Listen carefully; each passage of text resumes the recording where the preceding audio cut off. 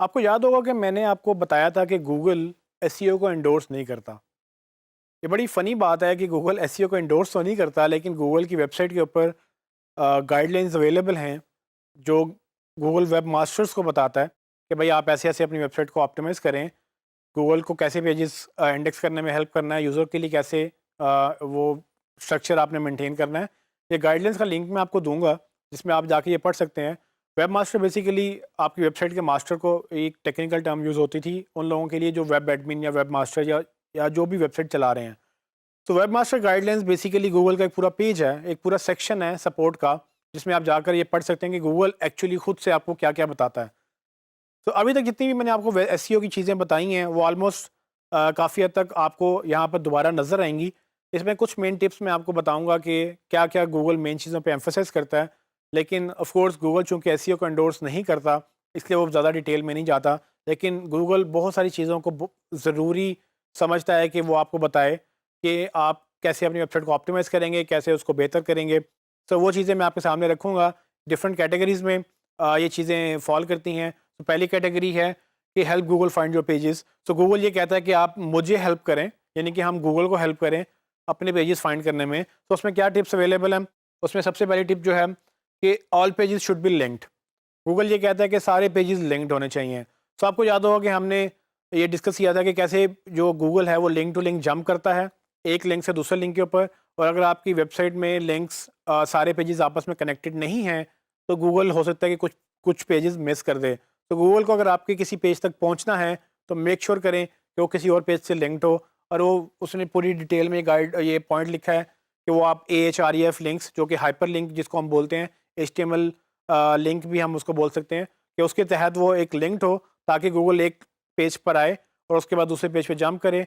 अगर दूसरा पेज कहीं से भी लिंक नहीं है और वो अकेला एक यूनिक पेज है, गूगल उस तक नहीं पहुंच सकता, तो वो उसको इंडेक्स नहीं करेगा। तो पहला पॉइंट था कि जी सारे पेजेस लिंक्ड होने चाहिए, और ये हम बड़ी अच्छी तरह समझ चुके हैं। दूसरा पॉइंट, एक साइट मैप प्रोवाइड करें। सो गूगल ये कहता है कि आप मुझे हेल्प करें, यानी कि हम गूगल को हेल्प करें एक साइट में प्रोवाइड करके, जिसमें सारी की सारी पेजेस की एक लिस्ट हो, जो गूगल खुद गूगल को हम प्लेट में रख के दें कि भाई हमारी पूरी वेबसाइट में ये हज़ारों पेजेस हैं, ये एक साइट मैप के अंदर सारे पेजेस ऑटोमेटिकली हमने इंडेक्स कर दिए हैं, ये तुम इसको पकड़ लो। सो होता ये है कि फॉर एग्जांपल अगर आपके कुछ पेजेस हैं जो यूनिक भी हैं, जो कहीं से लिंक्ड नहीं हैं लेकिन साइट मैप से लिंक्ड हैं, तो अगर आप उसको लिंक कहीं से ना भी करें बट साइट मैप में गूगल को दे दें तो भी ठीक है, क्योंकि मैंने आपको HTML और XML साइट मैप भी पढ़ाए हैं कि आपने किस तरह से क्रिएट करने हैं और उसको कैसे आपने यूज़ करना है। तो ये साइट मैप बेसिकली गूगल को हेल्प करता है कि कितने पेजेस आपकी वेबसाइट में एग्जिस्ट करते हैं, और गूगल साइट मैप को रेगुलरली फॉलो करता है। सो अगर आप वर्डप्रेस यूज़ कर रहे हैं तो उसमें प्लगइन्स मिल जाते हैं, जो जैसे ही एक आपका नया पेज क्रिएट होता है वो साइट मैप में उसको राइट कर देते हैं। गूगल जब नेक्स्ट टाइम आपके साइट मैप को क्रॉल करता है, वो उसको नया पेज भी मिल जाता है। तो बड़ी कन्वीनियंस है, लेकिन गूगल खुद मांगता है कि जी आप मुझे भी दें और HTML साइट मैप यूज़र्स को भी दें, ताकि यूज़र्स को भी फ़ायदा हो। साइट मैप बड़ी इंपॉर्टेंट चीज़ है जो मैंने हमें गूगल ने खुद बता दी। तीसरी चीज़ जो है, if modified since HTTP header.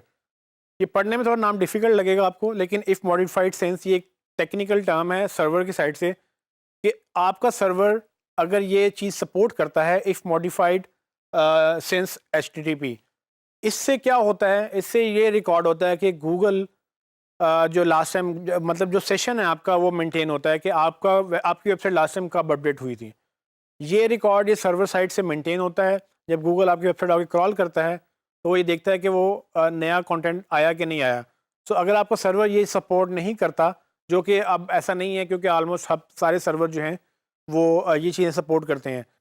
लेकिन अगर आपके सर्वर सपोर्ट नहीं करता ये फंक्शनैलिटी, तो प्रॉब्लम आ सकती है कि गूगल को ये नहीं पता होगा कि कौन सा कंटेंट फ्रेश है, कौन सा नहीं है। अक्सर आपको ये चैलेंज क्यों फेस आएगा? आपको चैलेंज ये तब फेस आ सकता है जब क्लाइंट एक ऐसे सर्वर पे होस्टेड हो, जो बहुत ही पैथेटिक सा या बहुत ही फारिग सा एक सर्वर हो, और आपको पता भी ना हो कि इसमें चैलेंजेस क्या हैं। क्योंकि आपको नहीं पता कि होस्टिंग उसने कहाँ से बनवाई, कहाँ से वेबसाइट बनवाई, कहाँ से उसने होस्टिंग ली है। तो माइट पॉसिबल कि कुछ ऐसे चैलेंजेस आ सकते हैं। गूगल खुद ये कहता है कि आपका सर्वर ये सपोर्टेड होना चाहिए। अगर आपका ये सर्वर सपोर्ट नहीं करेगा, तो गूगल आपको फ्रेश कंटेंट को मुहैया नहीं कर सकेगा, क्योंकि जब तक सर्वर में फंक्शनैलिटी नहीं होगी, तब तक आपका जो है वो जो रिकॉर्ड है मेंटेन हो रहा है कि लास्ट टाइम पेज का अपडेट हुआ था, वो गूगल का रिकॉर्ड नहीं मिलेगा। एक फाइनल स्टेप robots.txt के नाम से, आपको पता है कि हमने robot.txt बड़ी डिटेल में पढ़ी थी, किस तरह से robot.txt हेल्प करती है किसी भी सर्च इंजन को फ्लो करने के लिए या उनके फ्लो को कंट्रोल करने के लिए। गूगल ये कहता है कि आप robot.txt यूज़ करें, उसमें इंपॉर्टेंट पेजेस को मतलब हाई ब्लॉक ना करें और सिर्फ उन पेजेस को ब्लॉक करें जो आपको नहीं चाहिए, जो आपको गूगल में नहीं चाहिए। इससे दो चीज़ें मेंटेन होती हैं। एक तो ये कि आपका अननेसेसरी कंटेंट, जिसको हम कचरा भी बोल सकते हैं, कि जो चीज़ें आपको पैसे नहीं देंगी, जो चीज़ें आपको बिला वजह लोगों को ज़रूरत भी नहीं है। For example terms and conditions का पेज है, किसी को ज़रूरत नहीं होती उसकी। अगर आपकी वेबसाइट पे कोई आएगा तो टर्म्स एंड कंडीशंस फुटर में आपके लिंक डाल देते हैं, उसको लोग क्लिक करके पढ़ सकते हैं कि आपकी टर्म्स एंड कंडीशंस क्या हैं। लेकिन क्या उस टर्म्स एंड कंडीशन को लोग गूगल में ढूंढ सकेंगे? क्या ज़रूरत है? कोई ज़रूरत नहीं है, क्योंकि आपको उसमें पैसे नहीं देने। पैसे आपको देने सर्विसेज ने और जो है आपके प्रोडक्ट्स ने। जब लोग वो सर्च करें, उसके ऊपर आप एफर्ट करें, बाकी अननेसेसरी पेजेस को आप गूगल से ब्लॉक कर दें robots.txt के अंदर। उससे फ़ायदा क्या होगा? एक तो ये कि आपका अननेसेसरी कंटेंट गूगल में नहीं जाएगा। दूसरा फ़ायदा ये होगा आपको कि आपका क्रॉल का बजट कंट्रोल होगा। क्रॉल बजट क्या होता है? क्रॉल का बजट ये होता है कि जब गूगल आके क्रॉल करता है आपकी वेबसाइट में, तो वो एक अब आपको टाइम को, आपकी वेबसाइट को एक टाइम देता है कि भाई मैंने ये वेबसाइट इतनी देर क्रॉल करनी है, या मैंने ये वेबसाइट में इतने पेजेस क्रॉल करने हैं। तो अगर आप उसको ऐसी पेजेस पे भेज देंगे जो आपको चाहिए भी नहीं है, लेकिन आपने ब्लॉक भी नहीं किए, तो गूगल तो जंप करता जाएगा, करता जाएगा, करता जाएगा, और वो करते करते एक वक्त आएगा कि वो थक कर आपकी वेबसाइट से बाहर निकल जाएगा। थकने से मुराद क्या है? मैंने आपको बताया था कि गूगल एक हद तक ही पेजेस क्रॉल करता है, उसके बाद वो छोड़ देता है। सो उस प्रॉब्लम को कंट्रोल करने के लिए आप गूगल को बाउंड कर देते हैं कि भाई ये सेक्शन पूरा आपने क्रॉल नहीं करना, इसमें हम जो भी कंटेंट डालेंगे ये हमें गूगल में नहीं चाहिए। वो सेक्शन ब्लॉक कर दें। वो आपके फॉरम भी हो सकता है, वो आपके खास किस्म की फाइलें हो सकती हैं। गूगल देखेगा अच्छा यहाँ नहीं जाना, तो अपना टाइम वो बजट करेगा कि भाई ये प्रायोरिटी के पेजेस हैं, इनको इंडेक्स करना है, और ये जो ब्लॉक्ड है इनको नहीं इंडेक्स करना।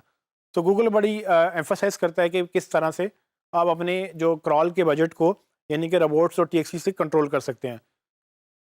ये टिप्स काफ़ी, मतलब मैंने आपको इंपॉर्टेंट चीज़ें बताई हैं। इसके अलावा भी टिप्स अवेलेबल हैं। मैं ये लिंक पे आप विज़िट करके, मैं आपको कोशिश करूँगा कि आपको ये कोर्स के साथ जो है कंटेंट्स में आपको ये लिंक मिल जाए।